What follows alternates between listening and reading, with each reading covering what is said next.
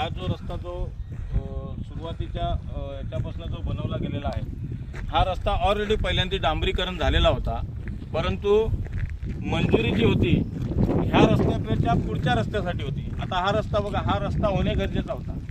आता हा रस्ता न होता पुन्हा जो डांबरीकरण रस्ता केलेला आहे त्याच्यावरतीच पुन्हा डांबरीकरण रस्ता केला गेला. म्हणजे पैशाचा अपहार कसा केला जातो हा ठेकेदारांकडनं आपण शिकावं आणि लोकांना मूलभूत गरजा ज्या द्यायच्या आहेत त्या न देता पैसा शासनाचा खाल्ला जातो, लाटला जातो. खरं तर बघायला गेलं तर ठेकेदार आणि अधिकारी यांचं संगनमत आहे. हे संगनमताने हा रस्ता घशात घातलेला आहे. त्याच्यामुळे खऱ्या अर्थाने ह्या रस्त्याची गरज ज्या गावाला आहे, ज्या पाड्यांना आहे, ते न देता हे सर्व कारभार जो काय केलेला आहे अतिशय भयानक असा कारभार आहे.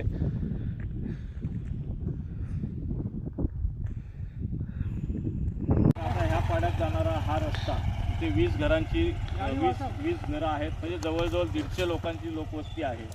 बघा त्याची काय अवस्था आहे बघा. तर तो पावसाळ्यामध्ये कसा जाईल, ही उन्हाळ्यामध्ये त्याची अवस्था आहे, पावसाळ्यामध्ये जाऊच शकत नाही. आता आपण आलेलो आहेत आकरे गाव, आकरे ग्रामपंचायत कानातपाडा. ह्या कानातपाड्याची अवस्था अशी आहे की मेन रोडपासून कमीत कमी हा 3 किलोमीटर अंतरावरती गाव आहे. त्यामध्ये 1-1.5 किलोमीटर अंतरावरती रस्ता ऑलरेडी अगोदर झाला होता. त्याच्यानंतर पुन्हा चालू वर्षी जो रस्ता झाला तो त्याच रस्त्याने पुन्हा तो रस्ता करण्यात आला, डांबरी रस्ता झालेला. आणि पुढे उर्वरित 1.5 किलोमीटरचा जो रस्ता आहे तो तसाच आहे. इथे जाणाऱ्या येणाऱ्या पावसाळ्यामध्ये पेशंटला येण्यासाठी कुठलीही सुविधा नाही. डोलीनी पेशंट न्यावे लागतात. त्यानंतर राहिला शाळेचा विषय, तर ही मुलगी बघा, ही 12वीला आहे. ही 12वीला शाळेत जाताना इथे 5वी पर्यंत शाळा आहे, पण ही तू शाळेत कोणत्या मार्गाने जाते? मी शाळेत हे इकडनं डोंगर भागातून तिकडून जाते. हा बघा, म्हणजे हा रस्त्याने जाता येत नाही म्हणून ती त्या डोंगरावरून शाळेत डेंगाजी मेट, बरोबर ना, तिकडे तू उतरून ना शाळेत जात होती. त्या रस्त्यात डेंगाजी मेटला बसायला जात होती. म्हणजे किती आपण हा नक्की गाव महाराष्ट्रात आहे का, हे महाराष्ट्राचे रहिवासी आहेत की नाही, आपण कुठल्या पारतंत्र्यामध्ये आपण राहतोय, शासनाचा कुठल्याही प्रकारे ह्या गोष्टीवरती निर्बंध नाही किंवा चांगला बघण्याचा दृष्टिकोन नाही. तर ह्या जनतेला कधी न्याय मिळेल, या न्यायाच्या प्रतीक्षेत ही जनता आहे. मावशी सांग, तुम्ही पेशंट आणि तुम्ही बाजाराला किंवा जाताना तुम्ही पावसाळ्यात जाता, कसे जाता? पावसाळ्यात तिथून आम्ही पायी चालत तिथे रोडवर आम्ही जातो आणि तिथून मग जीपने जाते. म्हणजे इथे काहीच वाहन येत नाही, काहीच वाहन येत नाही. आजारपण जर असलं, म्हणजे जसं आता काही महिला गरोदर वगैरे असतात किंवा एखादा खूप सिरियस पेशंट आहे, खूप आजारी आहे, त्याला तुम्ही कसं नेता इकडनं? मग ते गरोदर बाहेर राहिली, तिचे पोटात दुखायला लागले, थोडं पोटात दुखायला लागले, तेवढ्यातच आम्ही सांगायला होते तिला. मग इथून पायीच आम्ही तिथ परत घेऊन जातो. म्हणजे पूर्णपणे तयारी तुमची असते, डॉक्टरांच्या आधीपासूनची तयारी तुमची असते. हे बघा, हा पैशाचा हा अपार, जे आपण बोलतो की आदिवासी समाजासाठी खूप मोठ्या प्रमाणात निधी दिली जाते, परंतु इकडे असं बघताना असं वाटतं की ही निधी फक्त शाब्दिक निधी आहे की काय.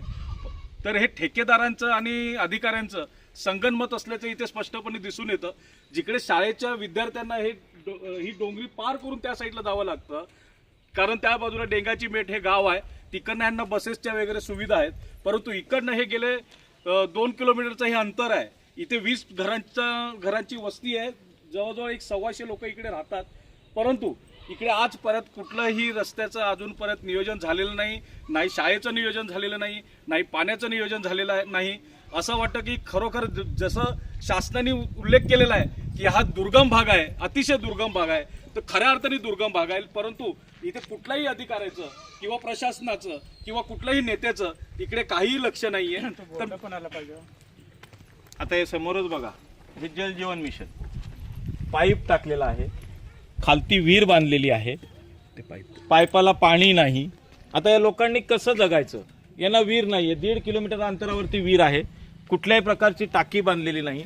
म्हणजे आज यांनी जगायचं की मरायचं हा प्रश्न मोठा पडलेला आहे. कारण जीवनात त्यांनी जन्म घेऊन आणि ह्या यातना त्यांना जर भोगाव्याशा वाटत असतील तर त्यांनी करायचं काय? शासनाने कृपया आमचे हात जोडून विनंती आहे की शासनाने यांच्याकडे लक्ष द्यावे आणि त्यांच्या हक्काचे जे न्याय त्यांना जो मिळाला पाहिजे तो मिळवून द्यावा. सरकारच्या खरोखर आम्ही आभारी राहू, कारण विनंती करण्याशिवाय आमच्याकडे दुसरा पर्याय नाही. याच्या पलीकडे आम्ही काहीच करू शकत नाही. परंतु आमच्या विनंतीचा मान जर ठेवला नाही तर या गावासाठी उग्र असं आंदोलन छेडलं जाईल आणि शिवसेना उद्धव बाळासाहेब ठाकरे पक्षाची ताकद जी का आहे आणि त्या पक्षाचं काय काम आहे ते आम्ही दाखवून देऊ आणि 100% यांना न्याय मिळत नाही तोपर्यंत ह्या जनतेच्या पाठीमागे आम्ही ठामपणे उभे राहणार. हा इशारा आम्ही आज शासनाला देत आहे.